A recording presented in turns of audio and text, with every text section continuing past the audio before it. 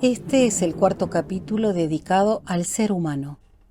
En el primero nos ocupamos de la definición y en el segundo de cómo lo humano se experimenta. En el tercero vimos que poner al ser humano como valor central tiene diferentes consecuencias al aplicarlo a la economía, la política y lo social en general. En este capítulo vamos a ocuparnos del humanismo a lo largo de la historia. Nos apoyaremos en las interpretaciones del humanismo que Salvatore Puleda publicó a principios de los años 90. En este libro, Salvatore explica que en la Edad Media la vida del ser humano no era precisamente muy bien valorada. En la visión medieval, el mundo es un valle de lágrimas. El hombre no puede hacer nada por sí mismo, es un pecador y sus obras solamente polvo.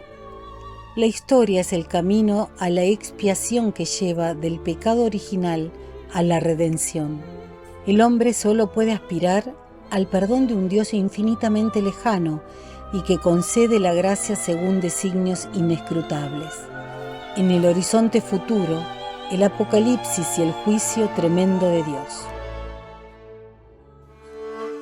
Al final de la Edad Media, el Renacimiento se irradia principalmente desde Italia para cambiar la visión del mundo y del ser humano en Europa. Renacimiento implica volver a los inicios de la historia. El humanismo toma como modelo la civilización clásica greco-romana. Al diferenciar lo antiguo greco-romano de lo posterior cristiano, el humanista toma conciencia del fluir de la historia que la visión medieval había anulado. El humanismo renacentista trata de recuperar lo clásico para educar, cultivando las virtudes que habrían de expresarse en la sociedad civil. Solo por hombres formados era posible renovar la sociedad humana. Paideia en griego equivalía a la humanitas romana, cultivar las cualidades humanas que les diferenciaban de los bárbaros. Así que tras años de cristianismo surge la humanitas, que confía en el inmenso poder transformador que la poesía, filosofía y arte ejercen sobre la personalidad humana. En aquel entonces se llamó humanistas a los que estudiaban estas cosas, las llamadas humanidades. No son solo los literatos, sino los protagonistas de un grandioso proyecto de transformación moral cuyo lema es «Vivir es hermoso». Todos los temas apuntan a recobrar la fe en la creatividad, en el ser humano, en su capacidad de transformar el mundo y construir su propio destino. El ser humano asciende a colaborador de la divinidad misma.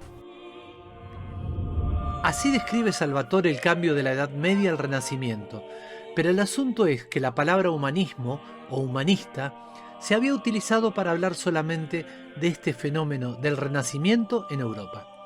Pero claro, si consideramos de una forma más amplia ser humanista como una actitud hacia el ser humano, está claro que ya hubo humanistas antes del Renacimiento y, por supuesto, en otras culturas. En el libro se propone considerar al humanismo como una actitud y perspectiva que ya existía antes del humanismo occidental y ha existido en todas las culturas, aunque los humanistas no se reconocieran con ese nombre. Se trata del humanismo universalista. La actitud humanista puede ser comprendida como una sensibilidad, como un emplazamiento en el que se reconoce la intención y la libertad en otros, y en el que se asumen compromisos de lucha no violenta contra la discriminación y la violencia. Podemos encontrar momentos que llamamos humanistas en todas las culturas que se caracterizan por la ubicación del ser humano como valor y preocupación central. La afirmación de la igualdad de todos los seres humanos y el reconocimiento de la diversidad personal y cultural. La tendencia al desarrollo del conocimiento por encima de lo aceptado o impuesto como verdad absoluta. La afirmación de la libertad de ideas y creencias y el repudio a la violencia. La historia que nos han enseñado ha sido a menudo una historia de lucha por el poder, de guerras y conquistas. Pero también se puede hacer una historia basada en los intercambios de ideas y mercancías, en el progreso que se ha dado entretejiendo los aportes de diferentes culturas a lo largo de la historia. Si nos fijamos bien, esto ha sido mucho más importante en la evolución cultural e incluso del progreso material. Así, desde nuestras comidas, objetos de uso diario, modos de producción y tecnología, hasta las ideas y aspectos como el sentido del humor o la estética. Todas estas cosas podemos rastrear su origen en diferentes culturas, muchas veces del otro extremo del planeta. Hay visiones históricas que, aunque están muy extendidas, son falsas. Por ejemplo, la que considera que Occidente, por sus propios medios, ha sido la cuna del pensamiento, la ciencia y la civilización, y luego los ha exportado a los pobres salvajes. Esta historia novelada, además de omitir los desmanes colonialistas, omite que Europa pudo florecer culturalmente en la antigüedad gracias a la acumulación previa de otras culturas anteriores y que pudo retomar su progreso tras la desintegración del Imperio Romano y la oscuridad medieval, gracias al necesario aporte de las culturas árabe y bizantina.